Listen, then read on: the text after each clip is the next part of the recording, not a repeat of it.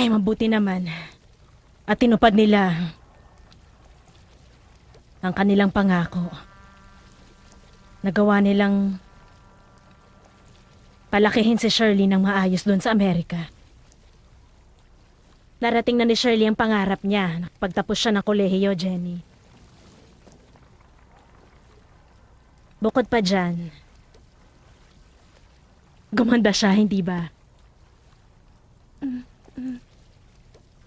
Ay, business administration ba ang kurso niya? Opo. Sabihin mo sa akin, anong nagawa ko para sa'yo? Hindi ko natupad ang ipinangako ko noon. Wala akong naibigay sa'yo, Jenny.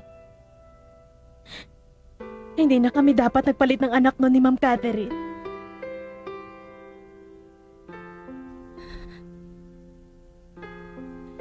Sa totoo lang, nasira ko ang buhay mo, anak.